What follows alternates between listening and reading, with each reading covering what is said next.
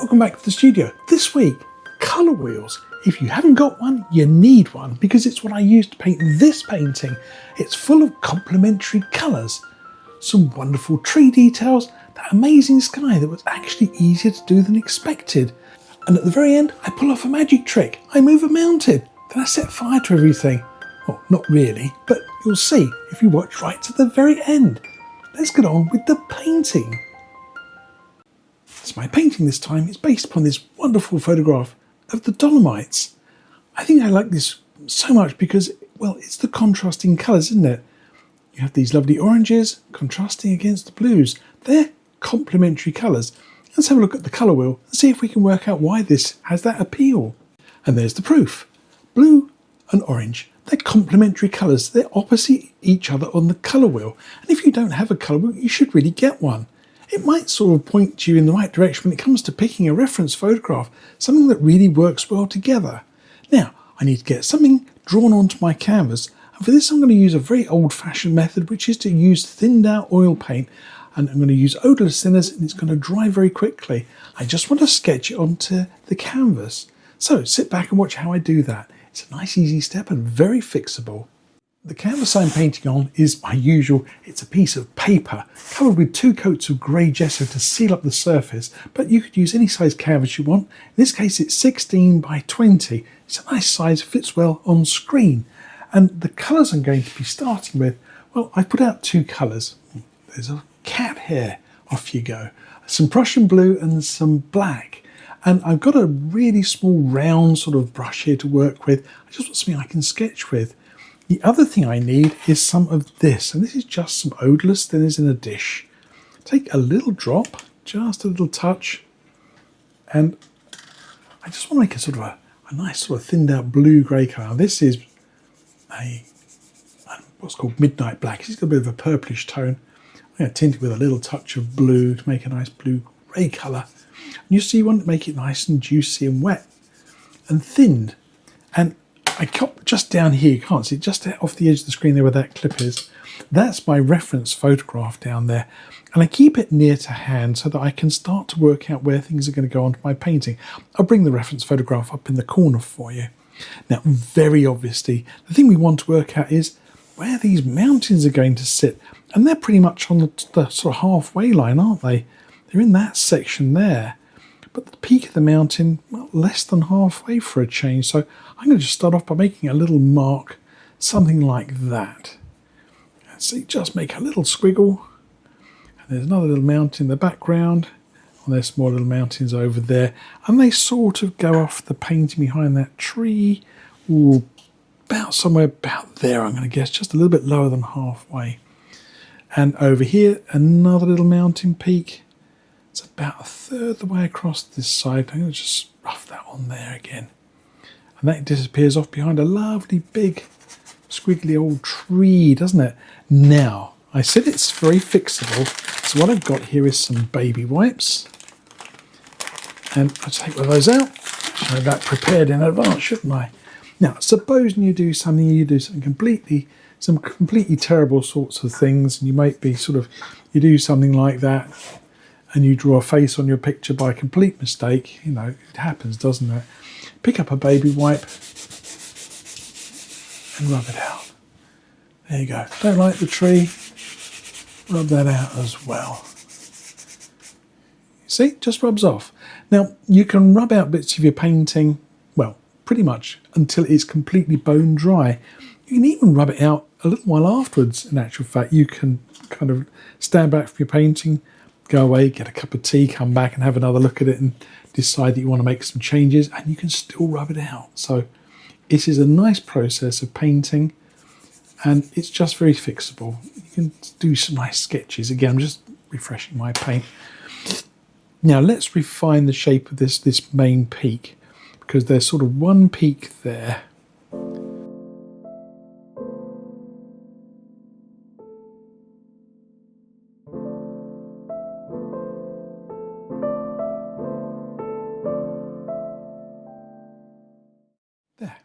Now, what else should we put into our painting at this stage?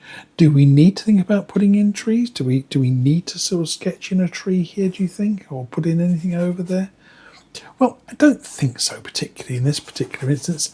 I picked this painting because it's really what's happening here that matters. It's all confined to what happens in that section. Really, the trees are sort of like the framework around the painting. But if you can crack a really lovely sky and a smashing mountain, well, the rest of it's sort of a doddle, isn't it? We'll see about that. I haven't painted it yet. Right, let's get on with looking about doing something with this sky. And I'll take a stand back with a cup of tea and make sure that I like the way this is all looking.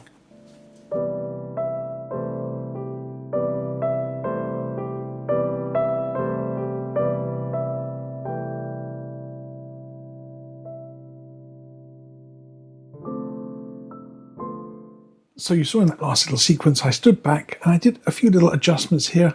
I played around with the shapes of things a little bit, just refined it. And I sat down and then had a cup of tea, and I come back to my painting now, and this is about 20 minutes later. And you can see what's happened is that thinners has evaporated, and the paint, although it's still quite just sort of soft, you can still move it if you want to, rub it out. It's pretty much dried onto the canvas. And this is going to be the basis of my painting. It's an underpainting done in grey.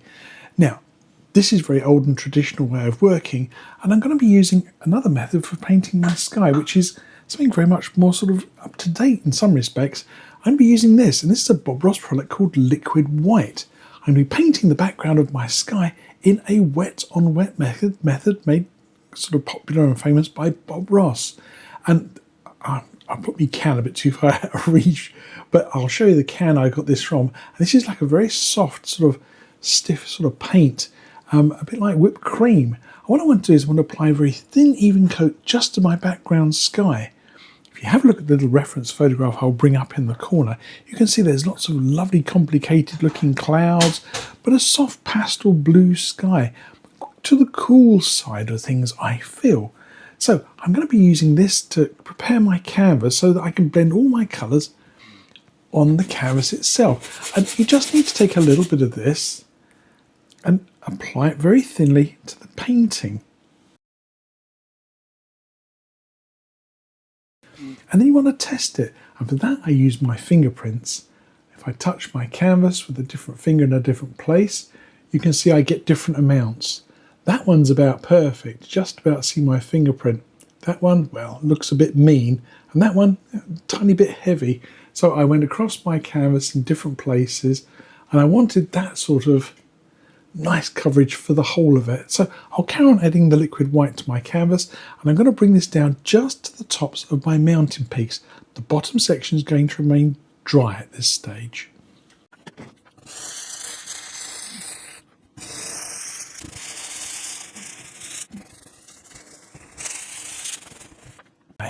Now, if you don't have something like the Bob Ross Liquid White, you can use something like linseed oil and a little tiny drop of titanium white mixed together. Just be sure it's not too oily. You want a tiny drop of linseed oil and a bit more of the titanium white, so it's got a bit of body to it. Now, I want to carry on using that brush for my sky. The problem is it's full of liquid white. If I start putting colour on with that, well, it's going to start flooding out of this brush and it's going to affect my colours. So if you use liquid white or liquid clear, I suggest giving your brush a nice dry clean on a piece of paper towel. Just knock off some of the excess. Now, let's have another look at that reference photograph.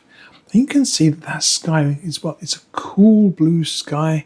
It's a lovely autumnal day in the Dolomites. So I don't really want a bright, sparkly sort of colour for my sky. If we have a look at my palette again, you can see that Prussian blue is a cool blue colour. Black, obviously, is black. And if I take just a small amount of that colour, just try it on my palette first, well, I think you can see I'm not far off from my sky colour. Let's tint it with a little tiny drop of black. Okay, just work a little bit through the bristles. There, I think that colour's not far away from what I need. And at this stage, what I'm looking to do is to create a background sky. So I'm going to use that as a sort of a bit of an idea, but I'm not going to be, as I say, I'm not going to get married to this photograph. I'm using it for inspiration. I'm going to keep some of the some of the liquid white showing through as part of the cloud structure, and I'm going to just put the blue in between.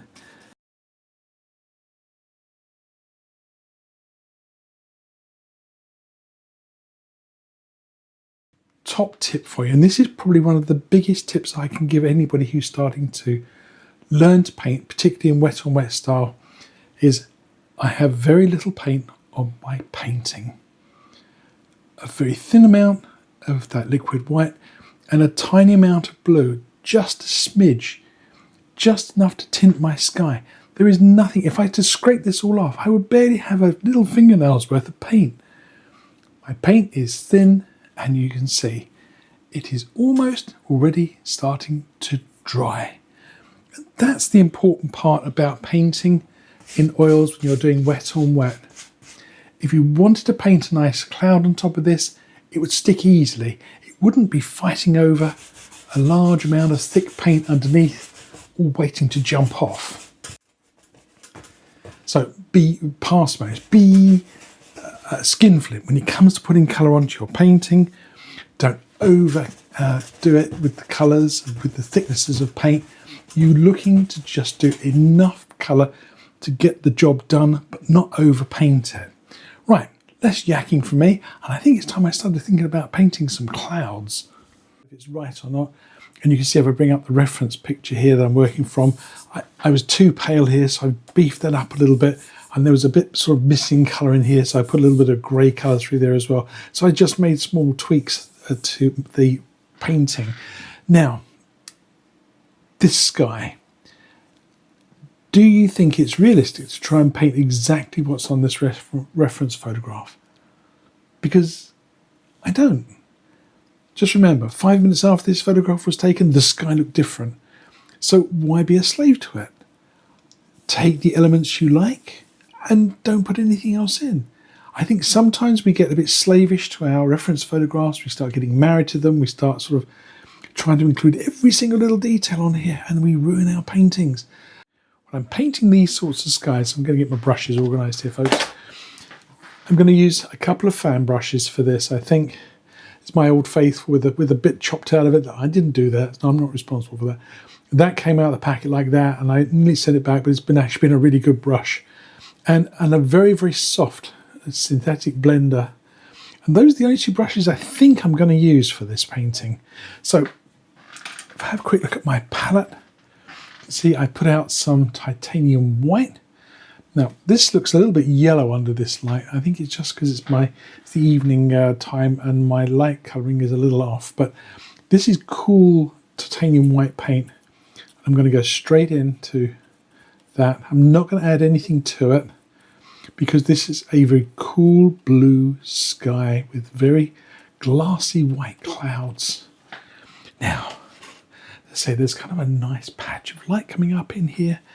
And watch this, watch. I just gotta let my brush bump along. I just want the angle.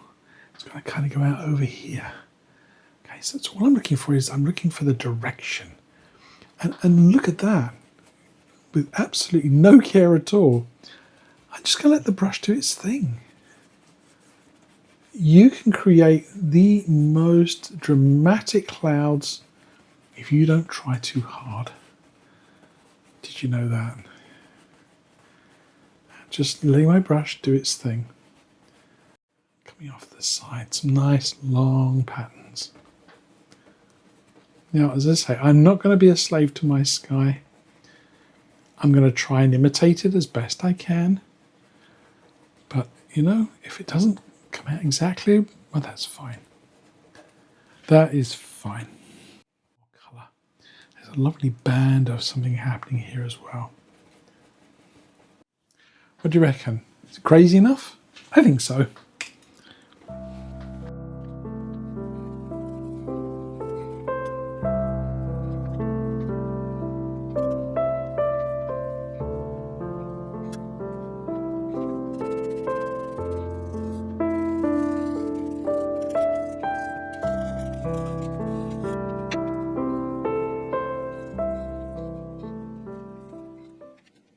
So what do you think?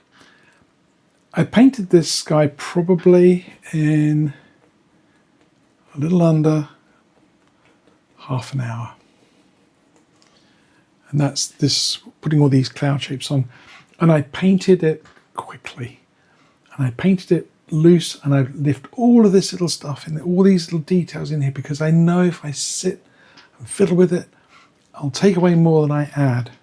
I could stand here now and carry on adding and blending, but you have to stop and put your brushes down. Now, I'm going to leave this now tonight, and I'm going to come back and look at this tomorrow morning. It's getting quite late now. I didn't start till very late in the evening, and I just want to get the background sky and then sleep on it. Sometimes I deliberately don't start painting early in the day because I don't want to work on it too much. Tomorrow morning I'll come back and I'll look at this again and decide if it works or not. But so far I'm pretty happy. Okay, time for a break. So here's my painting the following day, and I have to say I really like my sky. But am I going to do anything more with it? It's very tempting, isn't it, to want to just come back in and just work in a little bit more blue here and there and just have another little play with it. But I know from experience that I'm probably more likely to undo something nice than I am to do something nice. It's just tempting though to keep fiddling with it. I think I don't touch it until I've done a little bit more with my painting. I think I have to move on to the mountain range next. So sit tight. Let's see what we can do with that. Let's look at our reference photograph. Now, what sort of colour do you think we should be painting our mountains? Well, the first thing I try and identify is the base colour. In other words, what the bottom colour is in all of this. We have highlights, which is these little tiny touches of light colour. We have a dark shadow colour, it's a purplish sort of tone. But then there's another colour, isn't there? There's sort of a brownish tone. You can see it through there. So we want a sort of a mid-brown colour. I think that's what we're looking for. Now, the other thing we have to decide is what we're going to paint it with. Palette knife or a brush? Well, if it was a big mountain and quite close to in the picture, I think I'd be tempted to use a knife. I want lovely, strong texture. I want to see lots of sort of nice knife strokes. But seeing as this mountain is quite weeny, I might prefer to use a brush to paint this with. And the other thing, do we do it wet on wet? Do we put some liquid white on there, some liquid clear, or do we go on a dry canvas? From choice, I think I'm going to work on a dry canvas because then I can sort of build up my layers without them getting too bogged down, especially as this is a little mountain. And I think I'm going to use a brush today. I've put out some colours here, dark sienna and some alizarin crimson. The dark sienna is going to be my base colour. So I'm going to use my little flat brush here and I'm going to take a little bit of dark sienna. As you can see, this is a very dry, firm paint. And I really quite like it to be like that. I don't want it to be oily. And all I'm going to do here is I just want to sort of lay in the initial sort of shape. Okay. So you can see very quickly what I'm doing here is I'm mimicking the shape of the mountains. I'm sort of doing them like a series of plates. And I just want to block them in and let some of my grey, my tone, my grisaille tone come greening through. And that was the important part of putting this on here, is that you can apply a colour over the top of it, and where it hits, let's get a bit more paint, where you are going over the light grey canvas, it stays light, and where you go over the dark grey canvas, you automatically start to see your shadows. So you see, this was really what they call a tonal map. It was a sketch in terms of tones and colours. Right, less blabber, a bit more painting, and I'll turn the camera back onto time-lapse.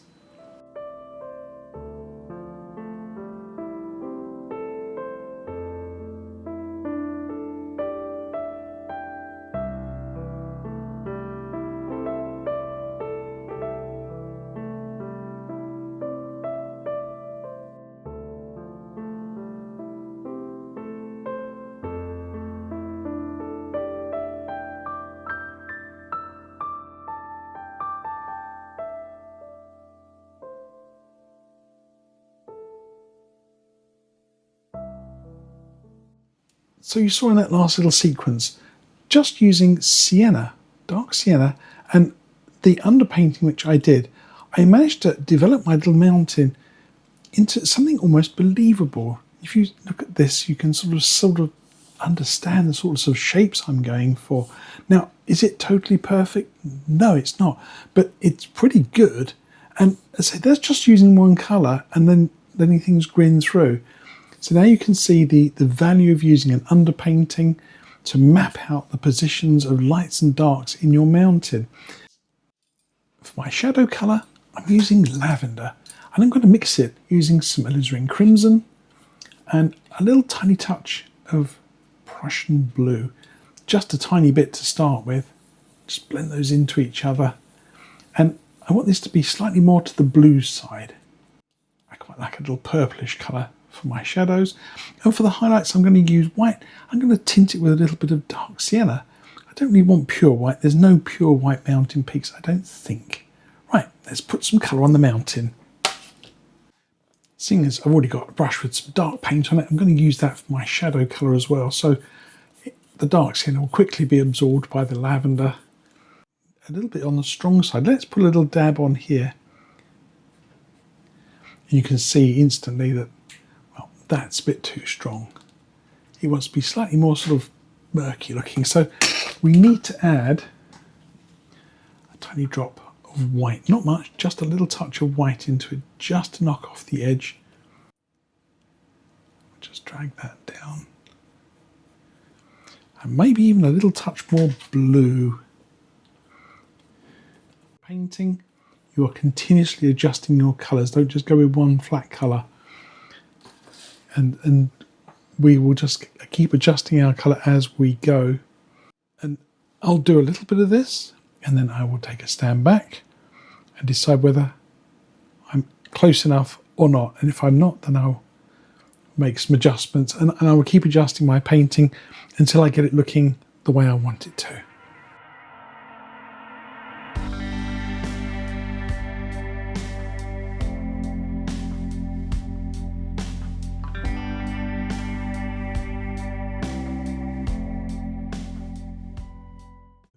But again, you see, just adding that little purple colour, it's not black, it's purple, but look how it works with the dark sienna colour, the purpley colours and the orangey colours, the bluey kind of colours and the sort of orangey kind of colours.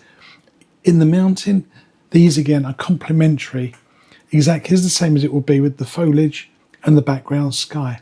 So this whole painting is going to be one complete sort of symphony of colours that are all complementary.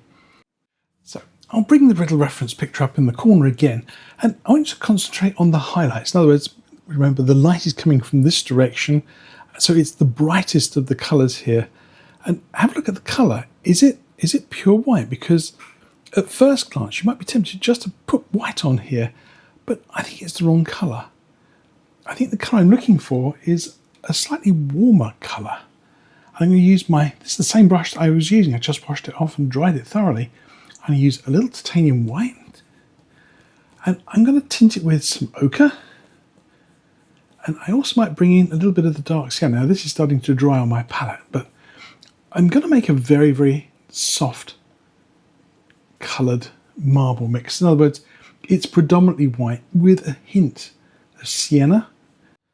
And I'm looking here, I'm looking for the brightest colours, and that'll be the first brushstroke I put on. I think there's a nice bright kind of colour down in here, and I want you just to have a look at that. That was on my brush, that's that bright. But when it hits the canvas, of course, it starts picking up other colours. So I'm going to put a little bit of light in there. I think there's a little bit of light just around there as well. And again, I'm just literally, the weight of the brush is doing the work for me. I'm letting the canvas, the texture of the canvas, actually do most of my work. And again, I think this is another reason why using a brush sometimes rather than a knife, it's easier if you're trying to get the brush to do something soft.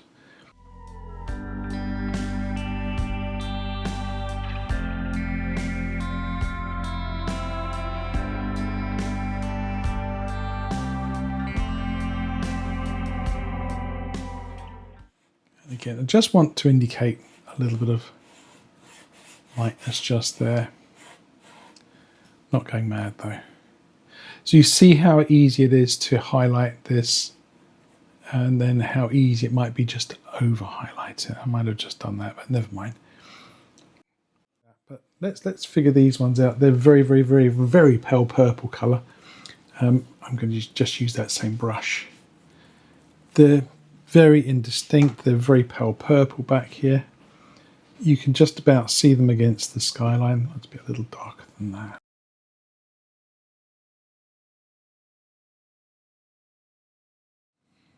Okay, let's put in a little bit of this foreground area in here. There are lots and lots and lots of little trees in here. It's kind of dappled brownish, sort of greenish tone through here. Kind of not a real colour of anything sort, but I'll just mix up some nice browny green tones and just stipple this on here. No real detail here. And we have to start thinking about putting in these trees. But do we paint it wet on wet, or do we try and paint it on a dry canvas? What would you do if you were sitting in this chair now? Because the truth is, I don't know. I've never painted this before. I'm doing this for the very first time. So you have to make a decision. I think what I'm going to do here is I'm going to put on some liquid clear. Aha.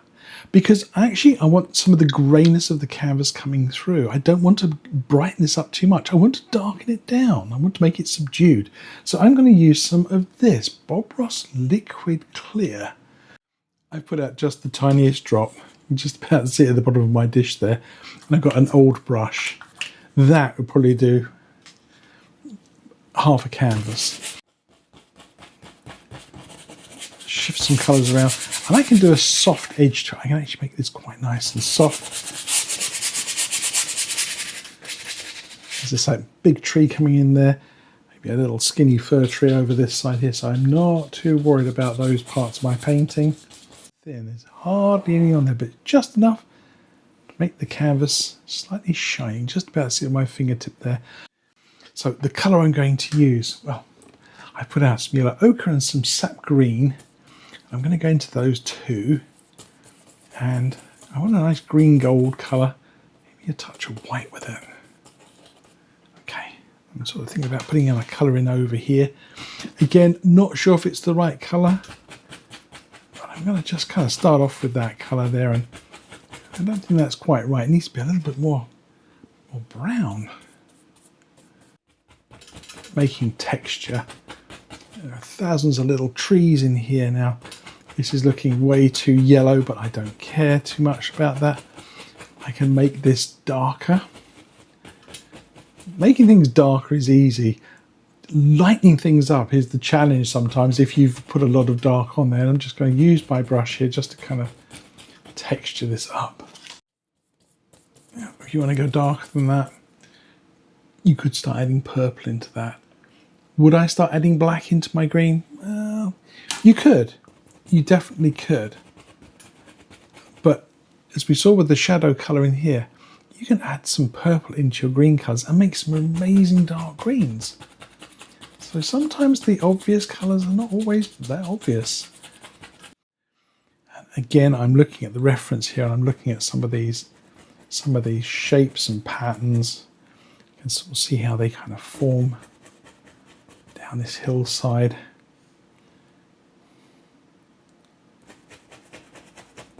Again, keep looking back at your reference, keep looking at your painting and deciding what goes where. And build it up gently. Build it up gently.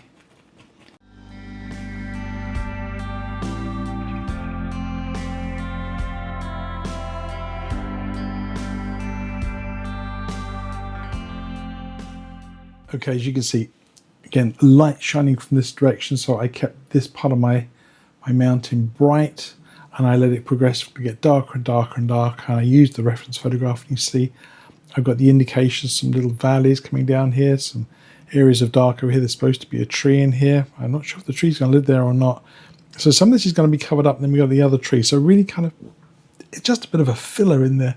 What I did realize though, looking at my reference photograph, this actually looks like it goes into a valley, and then it kind of reappears, and there's a tree line across the top there. And I'm going to try and get that in next. I want to just put in some little trees here. But again, we've got another tree coming through on top. So again, this is just filler. So I'm not going to spend a ton of time trying to make something of this, because it's really just in sort of filling. I might try and put a little bit more brown through here, but again, it's just going to be more of a smattering of colour because I'm going to put branches across it. Okay, let's have a little bit more time lapse.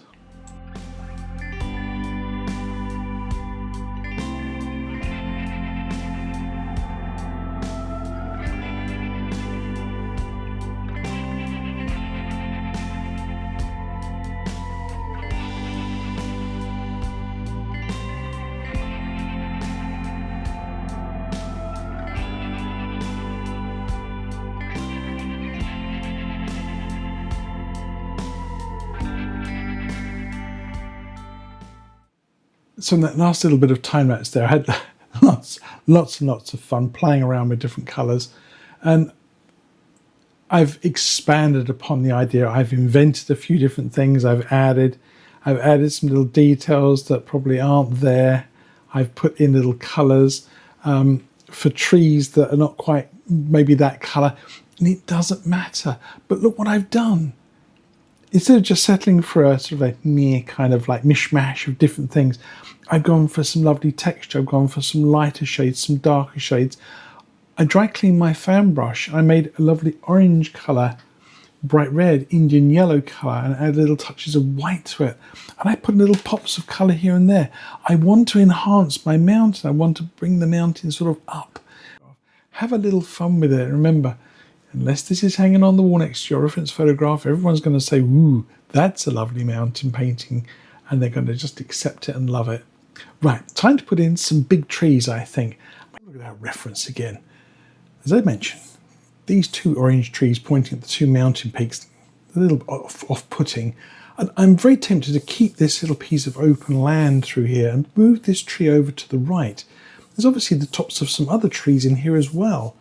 This lovely big dark green tree and an orange tree behind it frame the side of the painting, and there's this sort of bank here obviously where we're standing on, and I think we might have to include that in the painting just to make this all sort of fit together. So my thing is to move this tree over, maybe just sort of move them over a little bit, and just to sort of simplify the scene a little bit more. And of course I want to get that lovely stringy tree in there, and again I might just move it over a fraction and lose that tree on the edge. We'll see. These are the two first trees. They're the furthest away from me, and they're the ones I want to put in next. We've got the really big tree coming in here, so we've got a big chunk of the tree going to be taken up here. So a lot of this is going to be taken. So let's put a bit of a mark there. So that's all going to be tree on the side. We're going to have some land coming through here. I'm going to make mine a bit bigger. There we go. So we've got sort of something to stand on. So we've got a tree that's sort of coming up there. I want an orange tree sort of somewhere over here. I want sort of something in that little gap there. So maybe if I put the other orange tree in there, this one over a touch more, maybe over to there. Yeah, you see, just move things around in your painting and leave this nice open section, nice vista to the distance. I think that works quite well. And then over on the other side there, we're going to have our tall stringy tree. Got a bit of a lean to it maybe. Scratch that in there. Okay, and that's going to come right down through there. She's got quite a nice dark colour underneath it already, but I'm going to take some of the alizarin crimson orange on my fan brush, a bit more. I'm actually going to underpaint it with this lovely dark burgundy sort of colour. Both sides of your brush, load it really well with paint. I'm going to put my brush on its side, do some little upward pushes. The light's coming this way, so maybe the darker branches are going to be over on the right side. Again, load your brush really well with colour. I'm going sort of like between these two colours. I've got to end up really with one standard colour here in the end. Give it a little push. Give it a little push. Get a nice little line of colour right on the edge of that brush. Got that little thick line of paint. So I'm just going to pick out some of these branches here. I smashed that in a bit quick, so I'm going to be a little bit more delicate now. I want to try and pick out individual little branches. And the idea is not to lose this colour, but to lay this colour on top. Actually get a nice tree shape going. Lighter going round into darker.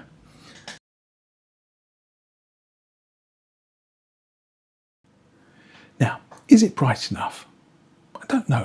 I think it could be a little bit fiery or a little brighter, but I need to stand back and see this from the other side of the room. So let's take a step back.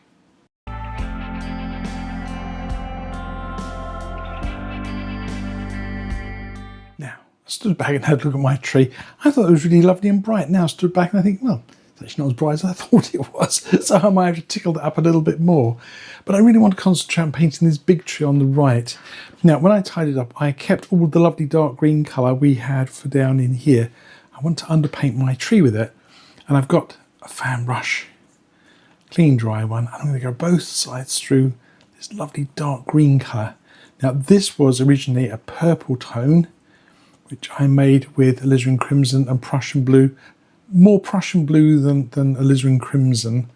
And of course, then we added some sap green to the whole mixture. Now, if you've got any Prussian blue that's not dried out, you can always add that in. It'll make it a nice sort of alpine green colour. And again, we're just looking to sort of create the branches of a tree coming in. You know that I like to plan a little bit, so I just don't want to go at this too crazy. I'm just going to try and get my shoulder out of the way. So I'm going to put on maybe just a couple of little markers of branch coming out. They look like birds, don't they? Maybe I'm going to have a branch out over to there. My whole flock of seagulls I've painted there, but you can see that I'm going to pretty much cover in this side of our painting completely. Have a quick look at our reference photograph. You can see these branches have got a bit of an upward tilt to them. So a pressing up sort of stroke is what I'm looking for. It's got some nice, quite lumpy bits and pieces. They're not very smooth, so I don't mind if this gets a little bit crunchy on my painting. Now, as I said, I want upward strokes here, so I'm going to put my brush in on its side on a corner, and I'm going to press up. Now, the paint I'm using, that dark green paint, it's quite dry and stiff and sticky, and it doesn't come off very smoothly, which I'm really pleased about. Look at all those lovely bits of detail I can include. These are all little pine needles that I'm painting here, so I actually don't mind if it looks a little bit sort of like that.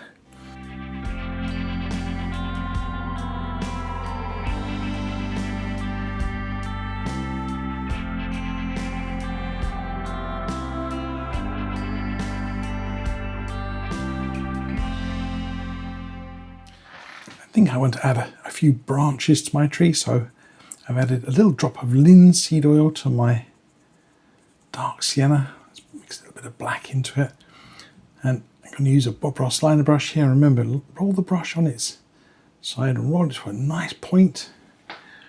I just want a little bit of a stick and a twig here to hold this all up, and again, hold your brush nice and far back.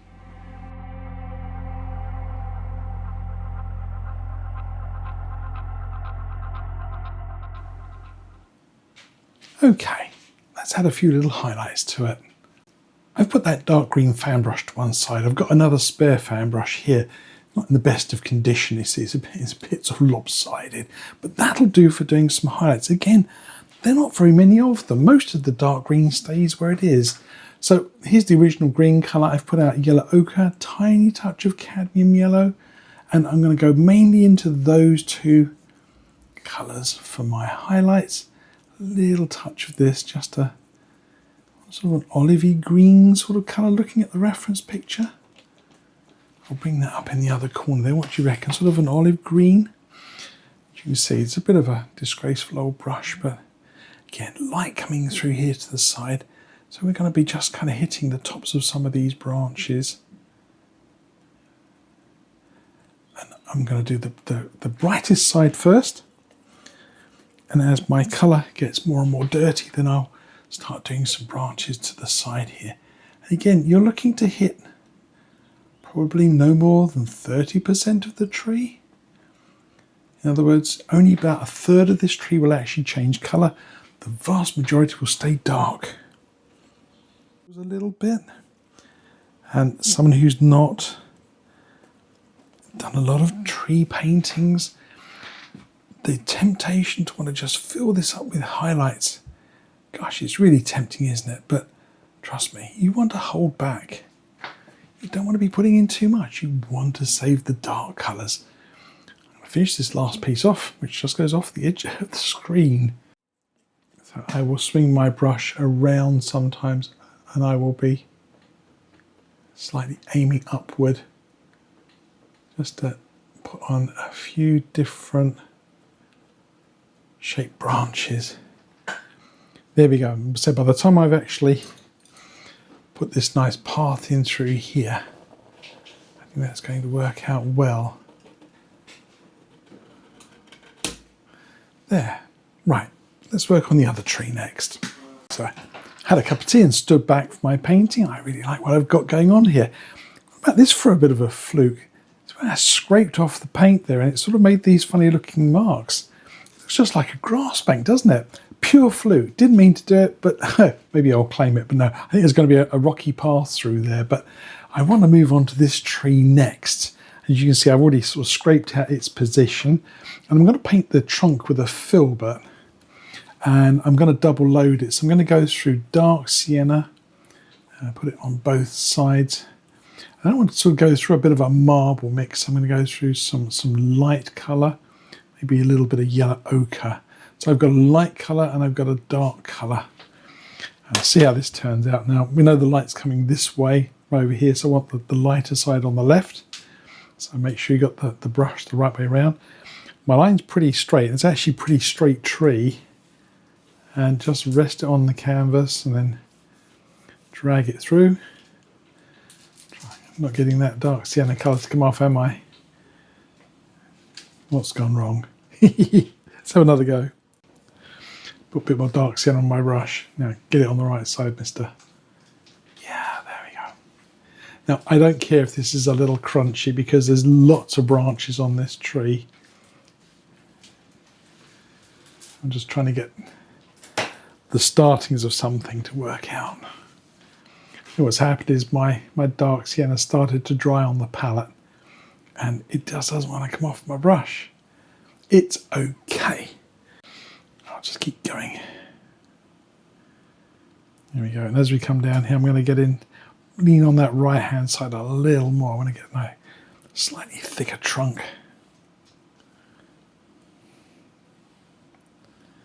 There we go.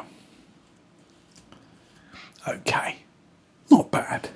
Pimply bits on the side here won't make any difference at all because they're going to be where the branches come from, so I didn't really mind too much if it looks a little bit sort of crunchy, but I quite like the fact that if you actually look at the actual reference, and I'll bring that up in the corner, you can actually see there's actually quite a few little what I call shakes, lumps and bumps. It is not a smooth tree, so even give it a few little wiggles in there and get a bit more of a shape going.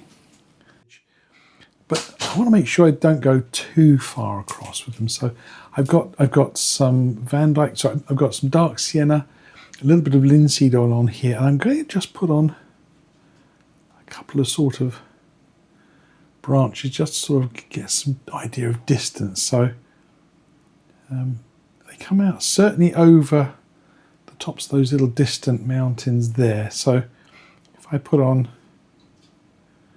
a few, again, it's just for a sense of scale, and they get smaller at the top here. So I just put on a few here.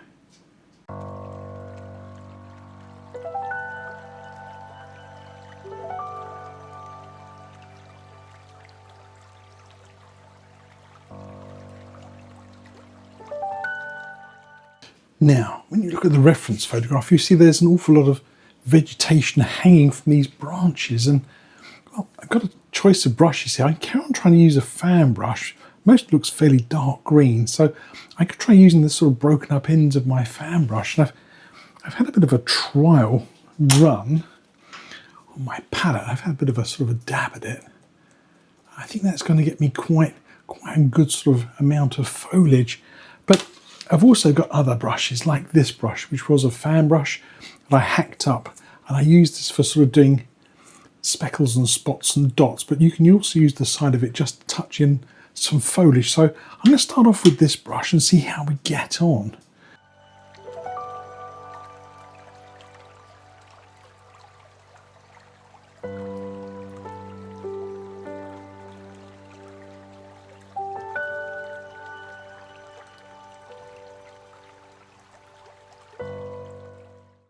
So here's my painting so far, and I really sort of love the way it's coming on. I love the trees on either side, but I'm not sure I should do something extra on this side here, just to sort of close up the edge. It looks a little bit sort of blank and open, like your eyes could just wander off the edge. I also like this little effect that happened over here. Pure fluke, but it really does look like a nice grassy bank. I may keep it in the end after all. I'm still not sure about my mountain. It looks a bit too dominant. It looks a bit too close to me in the painting. So maybe we'll tinker with that. I definitely have to do something with these bright trees. They appear to have lost their brightness. Can you tell what went wrong? Something small but important for your future paintings. So let's push on for the finale. Let's look at the first thing I identified. This mountain, it looks just too strong. It looks too dark. It's too much detail and it's too close to me in the painting. You look at the reference picture, there's a sort of subtle blue haze to this that seems to suggest a bit more atmospherics in play. This, well, it just looks too fresh. So what can we do? Well, I'm going to try a little trick. Now, I don't know if it's going to work out or not, but I'm going to glaze this. My painting has been sitting for 2 or 3 days and it's just tacky. So I'm going to risk it. Mind you, this tree's still got some orange paint and it's still wet, so I've got to work around that. So let's make a glaze.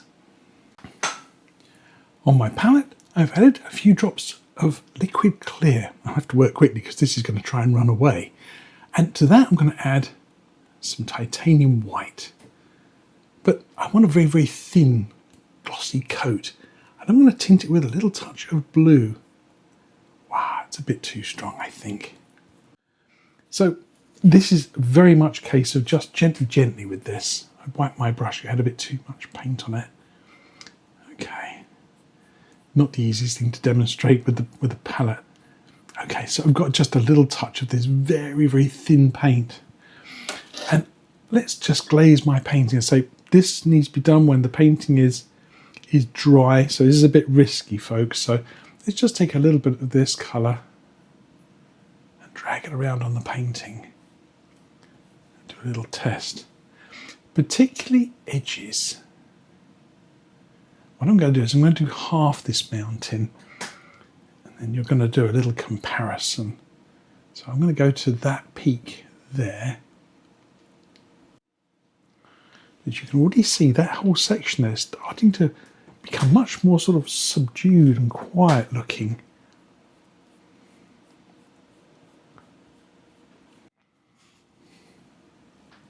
Now, you see, I went a little bit heavy there.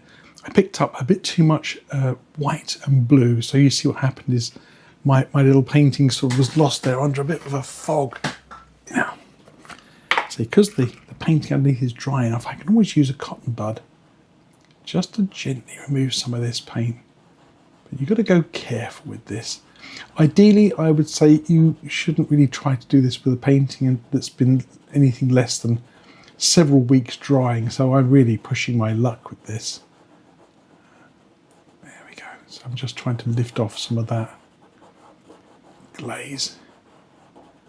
I'm not picking up too much of the underpainting colour, but you see I can recover that. If I continue this process across the mountain range, then the whole thing will look like it's receding. Now, let's do a little bit of time lapse for this.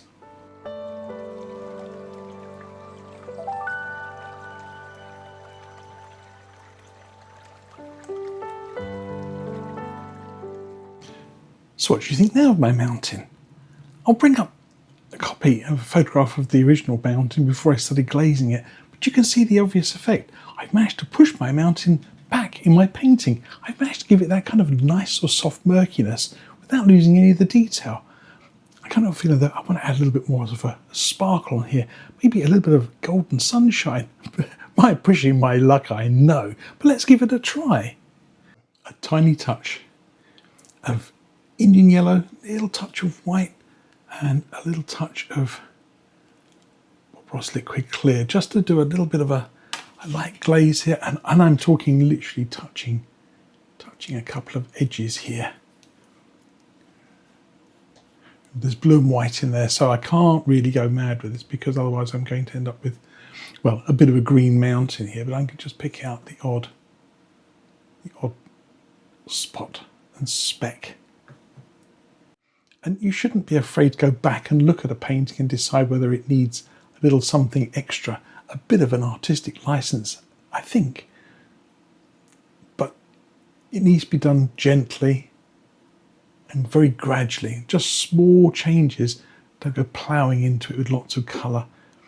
But I think this is giving my mountain just that little bit of extra life without overdoing it.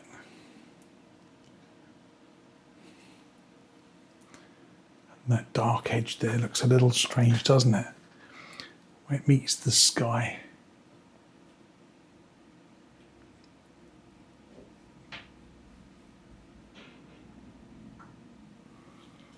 It doesn't take much just to break through that against the skyline.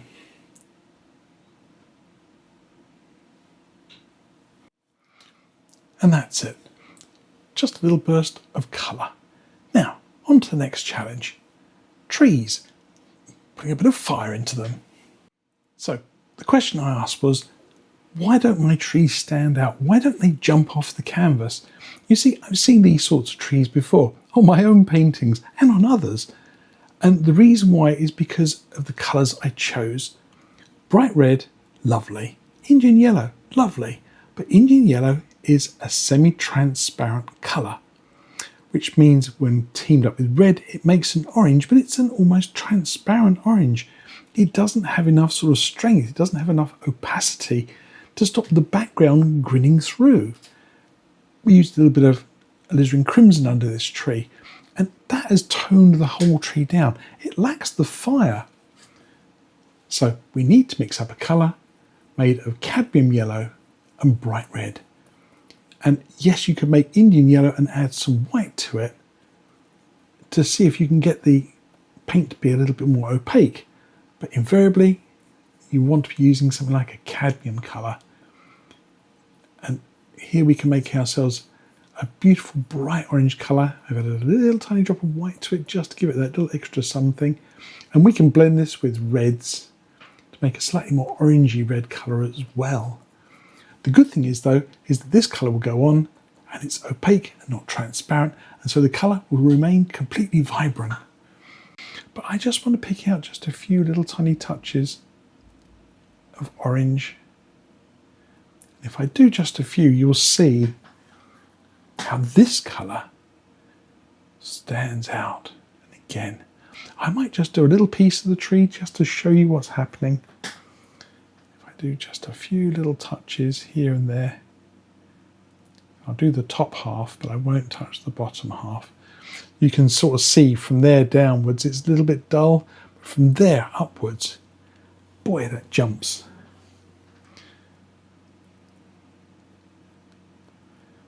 Just literally light up the edge of this tree. So when you want really vibrant orange colours, cadmium yellow, bright red, those are the ones you should be aiming for. And this green tree here, I thought there was actually two trees here, but I looked at some reference photographs of this area of the Dolomites, and all the fir trees turn orange. And what was happening here is that actually some of the branches had already started to turn. I thought there were two trees there, but actually, in fact, what's happening is a few branches have already got a little bit of autumn colour on them. So I don't have to paint another tree, I just have to give this one a little touch of autumn colour.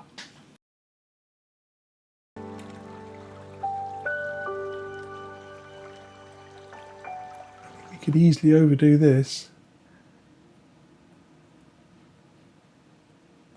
Okay.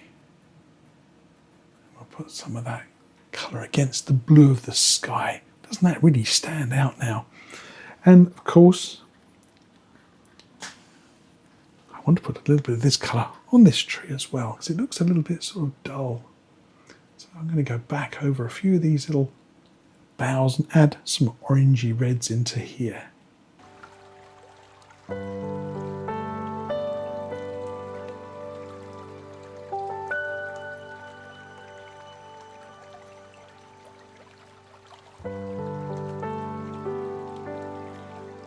Now, let's just add a little orange to these mid-ground trees for a little bit of continuity.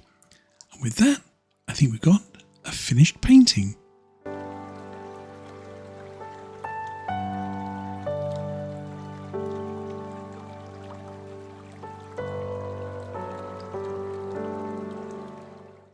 So there we have it, a complementary colour masterpiece, and one you should try. But in the meantime, there's some more lovely videos for you to watch coming right along. Happy painting, people!